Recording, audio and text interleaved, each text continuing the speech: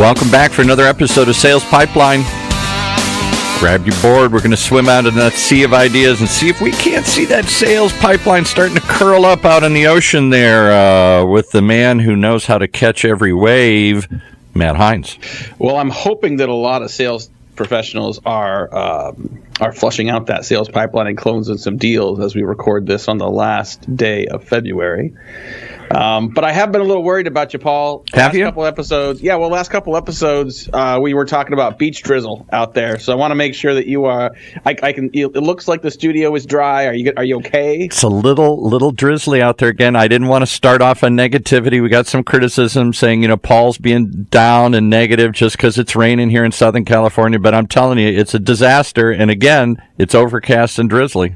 Okay. So for a third week in a row, Paul is having to deal with a little bit of the weather that the entire rest of the country deals with. We're not used to this. We don't get weather. The best job in the world is to be the weatherman in Southern California because every day it's 70 and sunny. When it's not, we're discombobulated. We're upset. I know. Well, earlier this week, our guest today and many people in B2B marketing were down in Scottsdale for the B2B Marketing Exchange, which many years, including this year, kind of represents the beginning of spring conference season. We got a lot more coming up here, and we'll be taking Sales Pipeline Radio on the road and broadcasting live for many of them over the course of the next couple weeks and months.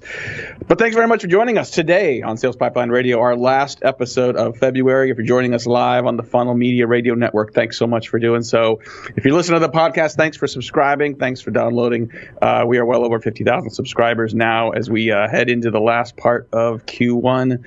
And every episode of Sales Pipeline Radio is always available past, present, and future on salespipelineradio.com. We are featuring every week some of the best and brightest minds in B2B sales and marketing. Today is absolutely no different. Very excited to have friend of mine, friend of the business, Chief Marketing Officer for Terminus, Drake Slayton. Derek, thanks so much for joining us today. Hey, Matt. Great to be with you. Thanks for So if you were to compare Scottsdale weather versus Atlanta weather versus, I'm assuming you're going to be heading home to Boston weather here soon. Kind of what's give me a state of your week here. Yeah, well, to be honest, I'm not actually out in Scottsdale. The whole team's out there, but I didn't get a chance to go. I was in the Caribbean with my family for a quick vacation last week, so I got a 4-quadrant weather update for you. It was beautiful in the Caribbean. I heard it was gorgeous in Scottsdale. It's nice in Atlanta, and I'm flying home to 18-degree weather in Boston. So we'll run the whole gamut across the country. Oh, my gosh! Well, I was in Denver yesterday for our latest CMO breakfast, and it was in the teens most of the day, Tuesday and Wednesday. And that's for this West Coast boy, that gets a little chilly to be outside. But appreciate you joining the call today.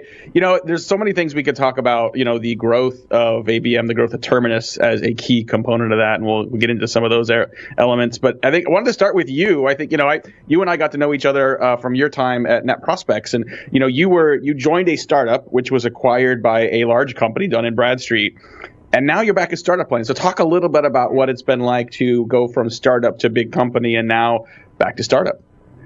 Yeah, well, I think the first observation I would probably make, Matt, is the atrophy rate of a CMO is incredibly high, and something I didn't necessarily appreciate coming back into a startup world from D&B. So just for those of you that haven't been following my career, and I assume that's most of you, I was at Net Prospects, as Matt mentioned, smaller startup company, ran both product and marketing there, got acquired by D&B, and at D&B spent about a little more than 3 years there with some great people and a very big company, changed a lot of what we were doing from a product and marketing perspective. But jumped back into Terminus about 6 months ago, and yeah, I think what I would just say candidly is I didn't have as much appreciation as I probably should have for how much this industry changes, and how jumping back into a CMO role, 3 years after I had been in one, I was jumping back into a dramatically different pond than I was expecting, frankly. So I had to get my CMO muscles tuned back up, and I also think.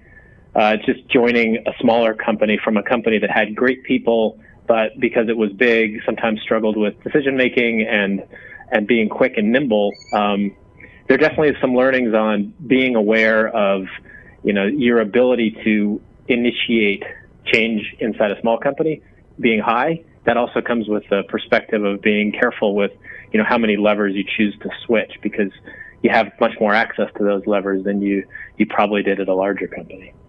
I mean, you have a really unique perspective, having been in MarTech, kind of got out for literally just a couple of years, and then coming back, and to recognize that speed of maturation and just a sort of progression in the industry is interesting.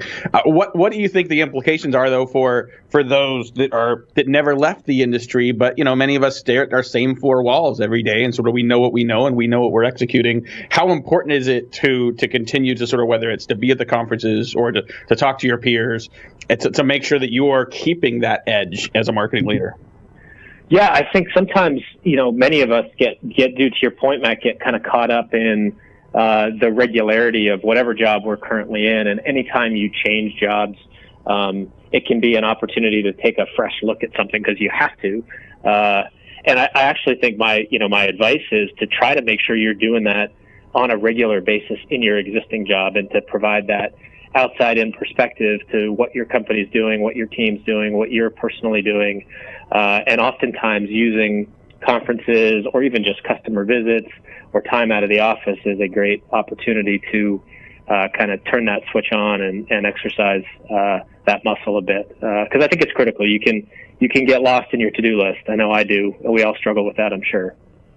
Talking today on Sales Pipeline Radio with Drake Slayton. He is the Chief Marketing Officer for Terminus, and you've been there about 7 months, but I'm sure it probably feels like you've been there a while. There's been a lot going on in the company. There's a lot going on in the marketing efforts and in the brand. I know you guys recently just went through a bit of a rebrand with Terminus, and would love to have you talk a little bit about that from two perspectives. One, I definitely see you more as a demand gen guy, more as a sales pipeline guy, and I know you have said you're historically not a brand guy. So curious, how did you manage a brand project without that being a brand guy? Because I'm sure a lot of people are going through that or will go through that. And also, you guys did this entirely in-house. You didn't hire a brand agency. You didn't hire an ad agency to help. So talk about this journey for you, and talk about sort of the pros and cons of doing it internally.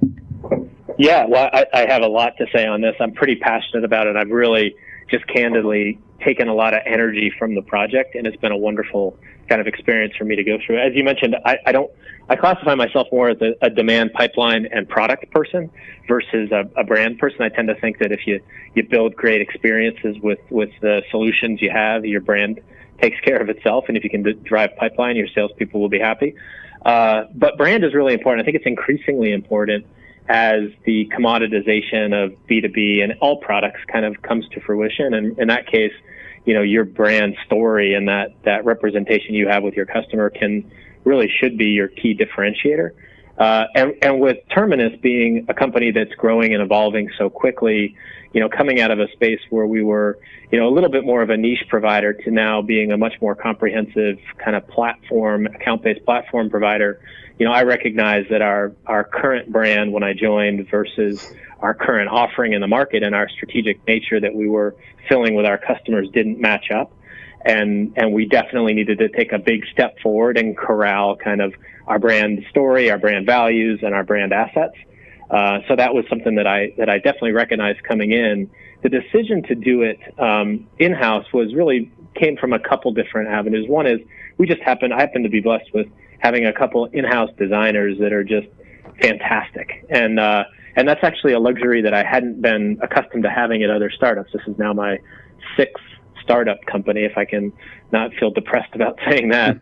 And I've always had external agencies, never really had internal designers available to marketing, and we have that here for a number of reasons, and they're all good ones. So as we looked at our brand and as we looked at what we were trying to do, and as I looked at the talent we had, and also just talking to some folks out in the market, I spent some time with Ryan Benici, who's at G2. There was a great rebrand that the folks at Asana drove, where they had a wonderful blog that they talked about the process that they went through that was super helpful. We just kind of felt like we had enough understanding of what we were trying to do. We had enough bandwidth and design capabilities in-house that was willing to take on the project, and we kind of knew where we wanted to go. And I would just say my learning was that, look, if you have those, if that fits, doing it in-house, it just takes away so much of the other external challenges that come with a brand project, because they typically are very expensive. You're talking about hundreds of thousands of dollars, and agencies come in and they typically want to run through a fairly laborious process for good reasons. that we just felt like we didn't necessarily need. So the takeaway was that we were able to do it in a little less than 3 months. I think we got a really gorgeous new brand mark and brand story that came out of it. I think it really fits with what we wanted to do, and we were able to execute quickly and candidly. In startup world, as you well know, saving your pennies for other endeavors is not ever a bad thing. So that was also a good side benefit as well. Love it. Well, let's talk a little bit about the MarTech space that you are now firmly back into. The number of tools out there continues to proliferate. I think those specifically in the account-based marketing space also continue to expand and mature. Talk a little bit about what you've seen now that you're back in terms of everything from the consolidation to tools to, especially for those listening, what are some of the skill sets and attributes that are required for modern marketers to be conversant and to be capable with the MarTech tools they need to succeed? Yeah, I mean, I think the toolware industry has definitely gone a bit haywire, and I think we're seeing that. Like, I think even internally here, when I joined, we had a number of MarTech tools that we weren't necessarily putting to good use, and sometimes a lot of that goes with the people and the churn that you might have internally. So in many cases, you have people turn over, and people that brought in a tool are no longer at the company, and the knowledge transfer just doesn't happen, and therefore the tool can sit a little bit idle. I think what I see happening now is, kind of a return to the basics of saying, like, well, what are our core objectives as a team, and how does our technology need to be constructed to help us do what we really care the most about, as opposed to, we have all these tools, let's make sure we use them the way we think they're supposed to be used. And I think what we're seeing is, because the solutions are getting better, the vendors are spreading their wings a bit, there is a ton of overlap in kind of some of the use cases that many of those tools support. And I'm just seeing folks being much more diligent about, I'm trying to do X, and I have actually 3 pieces of technology internally that can partially help me with that, whatever X is. Let me pick one and pick a vendor that's going to help deliver 100% of what I need. And let me drop the other 2 tools. And I think the skill set that is required in marketing in that arena is really being much more aware of what the business objectives actually are, and how do I map my technology to those business objectives. Love it. Well, we're going to have to take a quick break, pay some bills. We'll be back with more with Drake Slayton. He's the CMO, Chief Marketing Officer for Terminus, account-based marketing platform. We're going to be talking a little more about sort of the strategic nature of marketing in B2B, the revenue responsible role marketing is playing. We're going to tease a little bit both a state of ABM survey as well as an upcoming event that if you're in ABM, you're not going to want to miss. We'll be right back on Sales Pipeline Radio.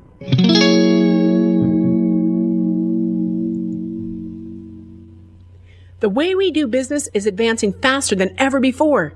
Yet amongst the disruptions, there's one pillar that stays standing through it all: the power of a relationship. Relationships are at the core of everything. So how are today's organizations developing, nurturing, and leveraging them to drive success? Join Matt Heinz and Sigster's VP of Marketing, Justin Keller, for the on-demand webinar, The State of Relationship Marketing, and learn how your team can bridge the gaps between relationships and revenue. Listen now at HeinzMarketing.com. That's HEINZ marketing.com. In a world where the speed of innovation and change in B2B marketing has never been greater, the only thing bigger is the need for clarity, for a blueprint, for a guide to what's really working. And how about a way to apply it specifically today to increase sales pipeline growth, velocity, and most of all, conversion? That's what you'll find in the Modern Marketer's Field Guide. And amazingly, you can download it for free. HeinzMarketing.com, just like it sounds, HeinzMarketing. It encompasses the entire sales and marketing cycle, but in quick bursts with lots of specific, actionable ideas, strategies, tactics you can put to work right away, like today. The loaded table of contents helps you narrow in and tackle a problem.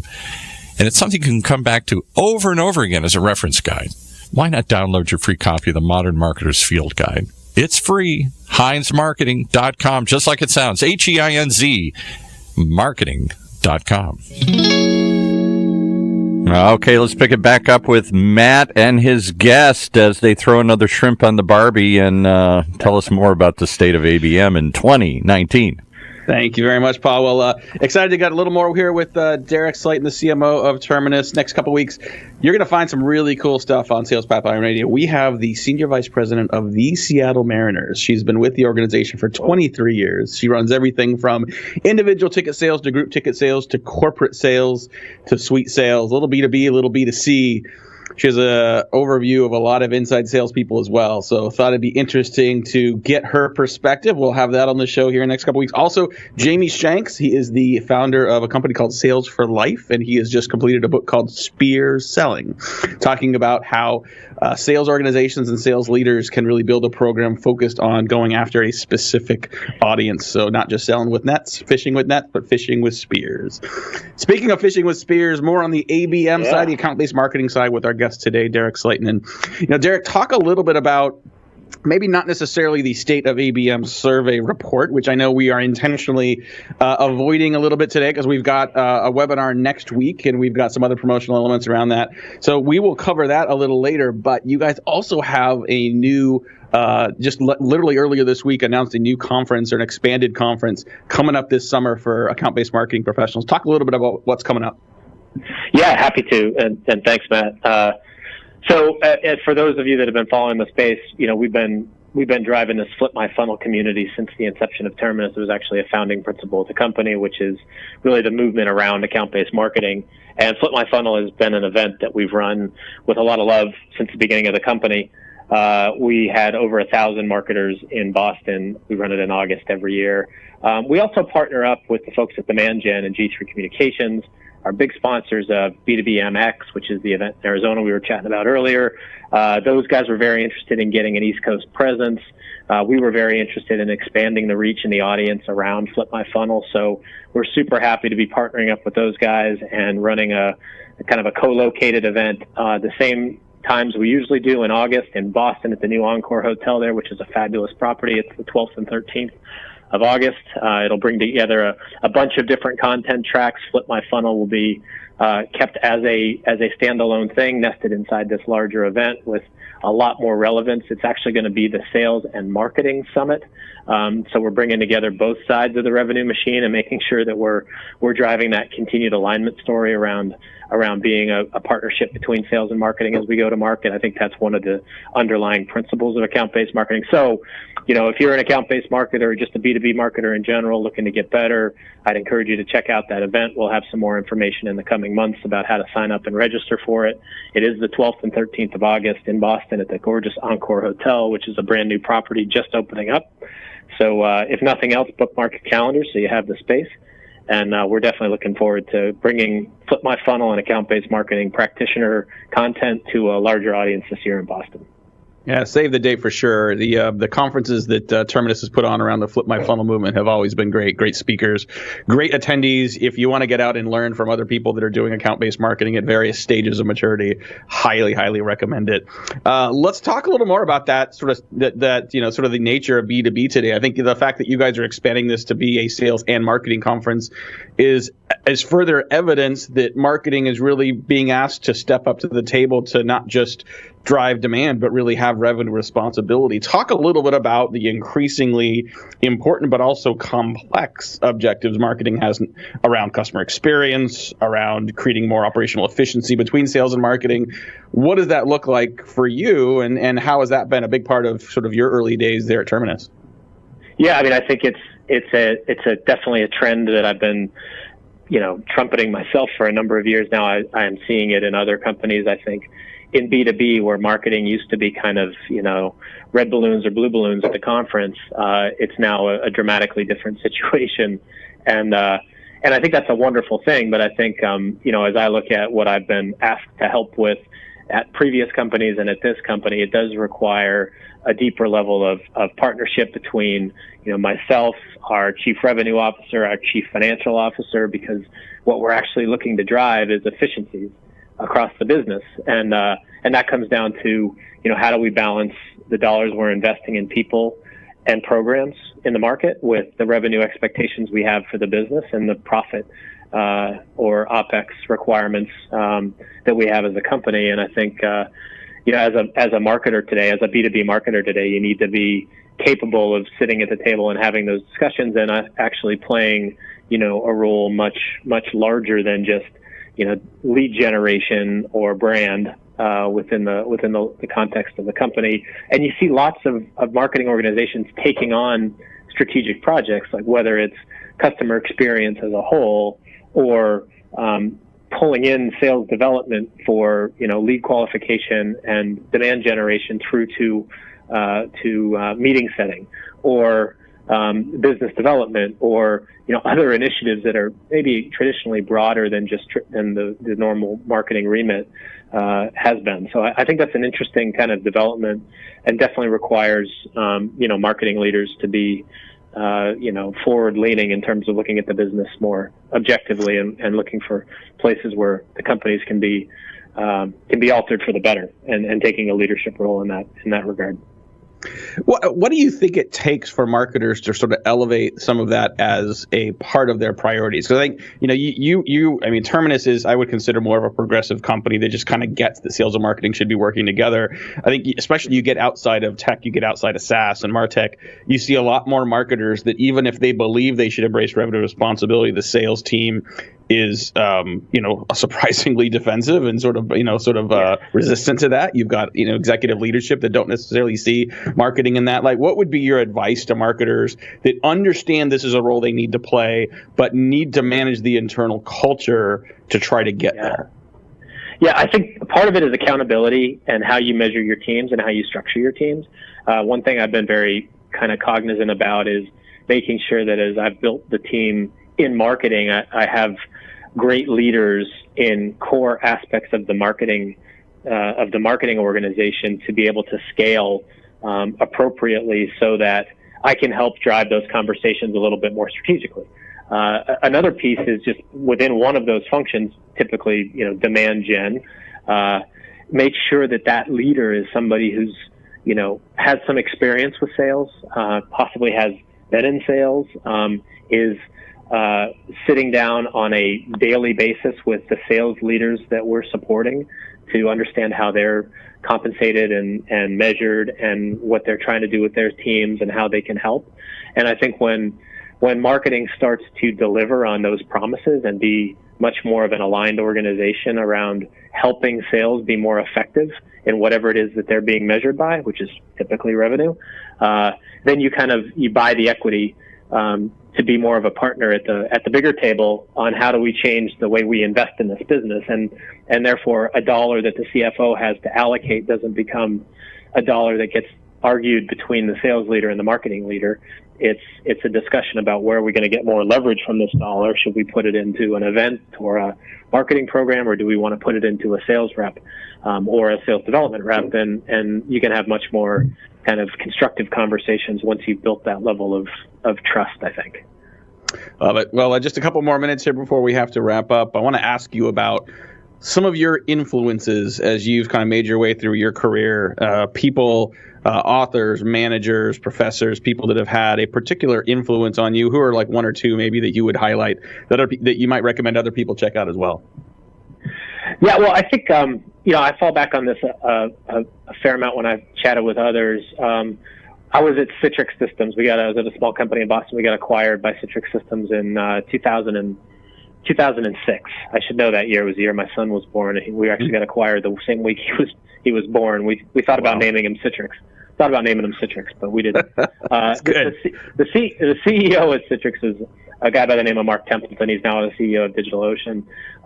He has been an incredibly awesome influence in my career, just because of his ability to have empathy for people that work with him, to understand how to motivate people in a way that gets them to buy into what's going on, to have an understanding of what is the customer experience we're trying to deliver. And I think as a company, that's a really important thing, and marketing needs to be right in the middle of making sure that we're clear on what that is and what our brand values are and what are our key attributes that we really think are most critical. So Mark continues to be just a great influence over, how to lead how to work with people, how to inspire the most out of the people you work with, both people that work on your team and people that you work with on other teams. So he's one that I draw back on a fair amount. From an author perspective, and I say this with a little bit of reservation because it's probably been said 100 million times before, but I think that's actually just a compliment to the individual. I really love the way that Seth Godin provides tidbits that make you think about how you want to drive your marketing message and what you're doing from a product perspective to higher levels. And I've used his stuff regularly within teams I've worked with. In fact, I bought everybody on my team a copy of his new book, This Is Marketing. I think it's got a ton of kind of connection to what we're trying to do here at Terminus from a, work with people who should be working with you kind of perspective, which is really at the core of account-based marketing to begin with.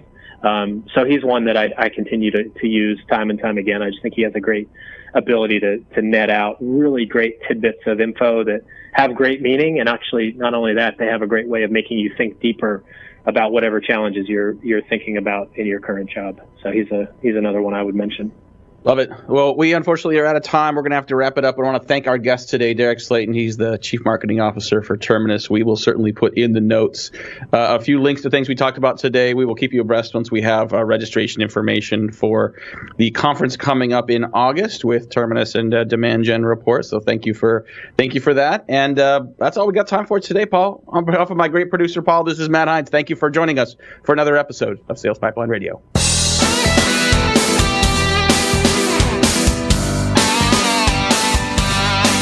You've been listening to another episode of Sales Pipeline Radio, brought to you by the good folks at Matt Heinz Marketing.